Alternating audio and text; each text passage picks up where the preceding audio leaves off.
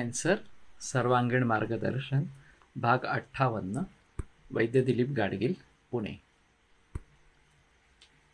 तो अध्यात्म प्रवणेन्द्रियम, जिसका चित्त अध्यात्म में लीन है, इस प्रकार की व्यक्ति उपासितारम शास्त्र वृद्धानाम आस्तिकानाम जितात्मनाम।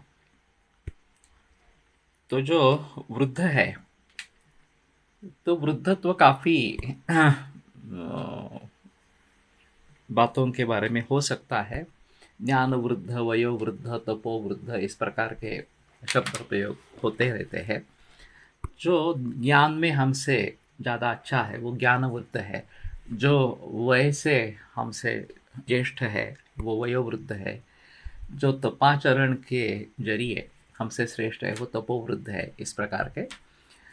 तो जो भी है हमसे वृद्ध है, हमसे ज्येष्ठ है, हमसे श्रेष्ठ है, उनकी उपासना करने वाला या उनकी सेवा करने वाला आस्तिका नाम, जो आस्तिक है, जो वेदों में और परमेश्वर में विश्वास रखता है, जितात्मा नाम, और जिन्होंने अपने मन के ऊपर काबू पा लिया है, जिनकी इंद्रिय उनके वश इस प्रकार की है, तो उन सभी का उपासितारम, उन सभी के उपासना करने वाले अथवा उनकी सेवा करने में व्यवहार करने वाले, उनके बारे में आदर या पूज्य भाव इस प्रकार के रखने वाले, धर्मशास्त्र परम, और जो धर्मशास्त्र के आधार पर चल रहा है या उसी में मग्न इस प्रकार का है।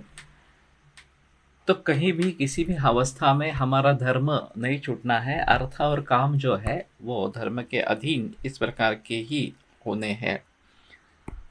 तो इस प्रकार का अगर आदमी है तो वो नित्य रसायन कहा जाता है। गुणैरेतैः समुदितैः प्रयुङ्क्ते यो रसायनम रसायन गुणान सर्वान यथोक्तान से समझते। इन सभी गुणों से युक्त अगर कोई रसायन का सेवन करता है तो रसायनों के सभी फल उसे प्राप्त होते हैं। तो एक बार ये मैं दोहरा लेता हूँ, पूरा श्लोक जो है वो, सत्यवादिनम अक्रोधम निवृत्तम मध्यमैथुनात् अहिंसकम अनायासम प्रशांतम प्रियवादिनम चपशौ च परम धीरम दान नित्यम तपस्विनम देवगौ ब्राह्मणाचार्य गुरुवृद्धार्चने रतम आदृशंस्य परम नित्यं नित्यं करुणवेदिनं समजागरणस्वप्नं नित्यं क्षीरघृताशिनं देशकालप्रमाणज्ञं युक्तिज्ञम् अनहङ्कृतं शस्ताचारम् असंकीर्णम् अध्यात्मप्रवणेन्द्रियम् उपासितारं वृद्धानाम् आस्तिकानां जितात्मनां धर्मशास्त्रपरं विद्यात् नरं नित्यरसायनम् गुणैरेतैः समुदितैः प्रयुङ्क्ते यो रसायनम रसायन गुणान सर्वान यथोक्तान स समझते। तो कहने का मतलब यह है कि इस प्रकार से आचार रसायन जो बताया गया है वो सभी लोगों को वास्तव में करना है। और अगर हम रसायन औषधियों का सेवन करना चाहते हैं, चाहे वो शतावरी हो, चाहे च्यवनप्राश हो, चाहे ब्राह्म रसायन हो, या चाहे अन्य कोई रसायन इस प्रकार का हो, या क्षीरघृताभ्यास हो इस प्रकार का हो, तो उसमें भी इन सभी का अगर जोड़ मिल जाए, ये सभी साथ में उसके रहेंगे, तो रसायन के फल जो है वो वास्तव में हमें प्राप्त होंगे।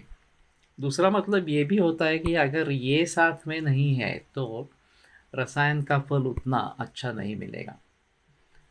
दूसरी भी चीज़ ऐसी है कि पंचकर्म या शरीर की शुद्धि नियमित रूप से करते हैं तो रसायन और वाजीकरण जो चिकित्सा है वो ज़्यादा फलद्रुप इस प्रकार की होती है, भली भांति वो काम में आती है। उनके बगैर ये करना यानी कि मलिन वस्त्र को रंग देने की कोशिश करना। जब कोई घर हम नया रंग देना चाहते हैं तो पहले वाला जो रंग है वो निकाल देना चाहिए।